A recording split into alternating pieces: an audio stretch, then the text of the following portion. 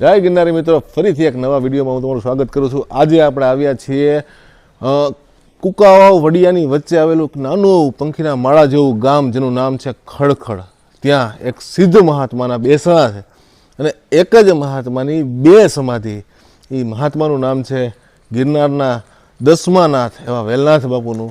અહીંયા કહેવાય કે બે સમાધિ એક સાથે છે, તો એ સમાધિના દર્શન કરાવવા માટે અને શું શું છે આ જગ્યામાં એના દર્શન કરાવવા માટે આજે આપણે ફરીથી મળ્યા છીએ। તો વિડીયો જરૂર આખો જોજો, આખું લોકેશન તમને આપીશ અને આખી જગ્યાની માહિતી આપીશ। તો ચાલો જઈએ, દર્શન કરીએ આખી જગ્યાના।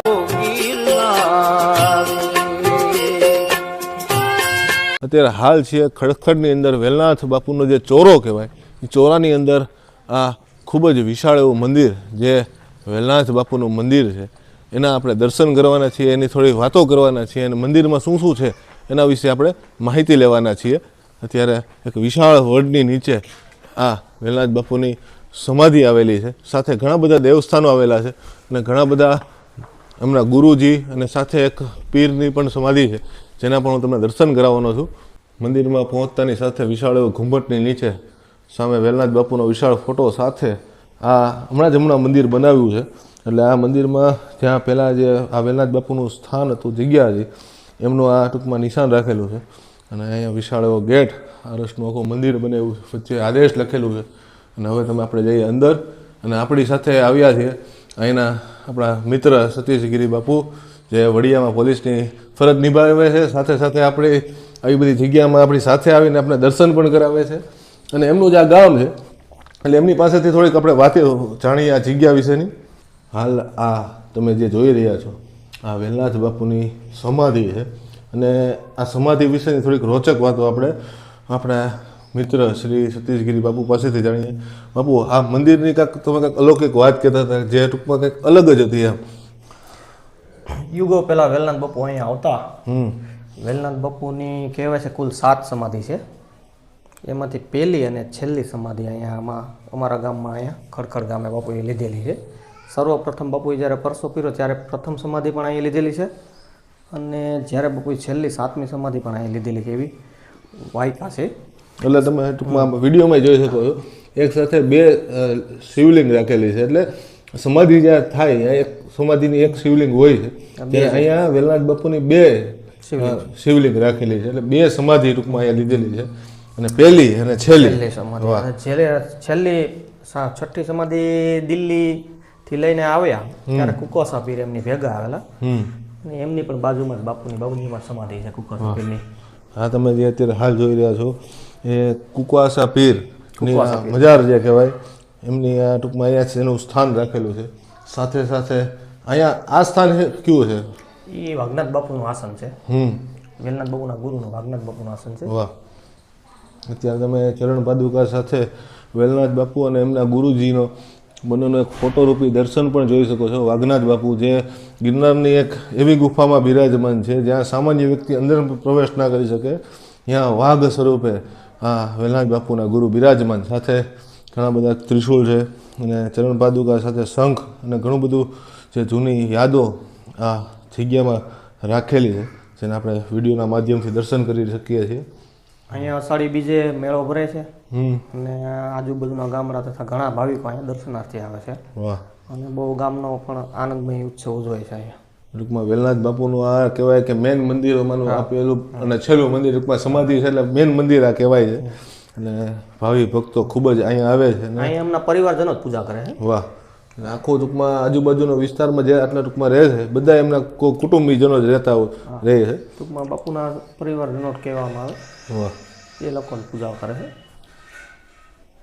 કાસની પ્રસાદી થતી પણ હજી આમ કોઈને આસ્થા હોય ને કોઈ કાસ ગળી ગયો તો બાપુ કુકોસા પીર બાપુને આસ્થા રાખે એટલે કાસ ઓગળી જાય।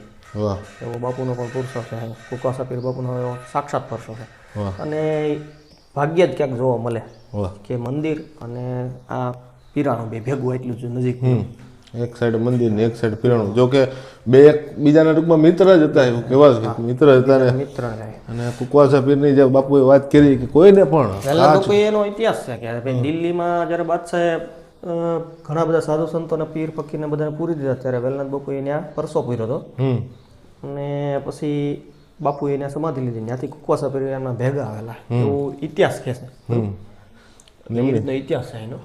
વાહ. અને કુકવાસા પીરની ટૂંકમાં કોઈ પણ કાચ ગળી ગયો હોય નહીં તો એની માનતા કરે એટલે એને સરખું થઈ જાય. હા, આમ તો કાચની પ્રસાદી થતી એમ કહે છે. વાહ, ઘણા ટાઈમ પહેલાં. વાહ. અત્યારે આપણે મંદિરની પાછળ આપણે ઘણી બધી આ જે સેવા પૂજા કરતા એ બધાની સમાધિ છે એમની અહીંયાથી ટૂંકમાં જૂનું આખું બાંધકામ હતું. જોકે આ મંદિર હમણાં જ આખું રિનોવેશન કરીને કન્સ્ટ્રક્શન કરીને ખૂબ જ સુંદર બનાવી દેવામાં આવ્યું છે. અને અહીંયા પણ એક મહાત્માની સમાધિ છે. જોકે ફોટો ખૂબ જૂનો થઈ ગયો છે પણ એમનો નીચે લખેલું નામ ભૂસાઈ ગયું. એમની સમાધિ છે કમલનાથજી હતા ને. કમલનાથજી. હા, એમના મહંત એમની સમાધિ છે. વાહ.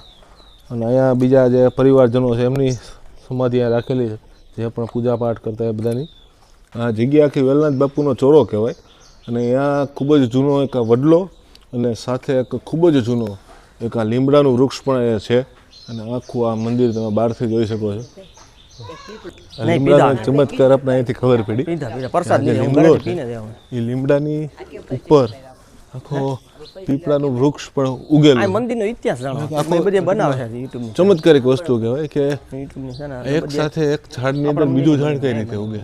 વેલનાથ બાપુનો ચમત્કાર કહી શકાય કે આપણે દેખાતો નથી પણ હોઈ શકે કે અહીંયા ચમત્કારિક રીતે પીપળો પણ ઉગ્યો હોય. લીમડાની નીચે જ ભૈરવ દાદાનું પણ સ્થાન છે અને ભૈરવ દાદાના કૃપાથી ખૂબ જ સુંદર કાર્ય અને લોકો દર્શન માટે આવે છે.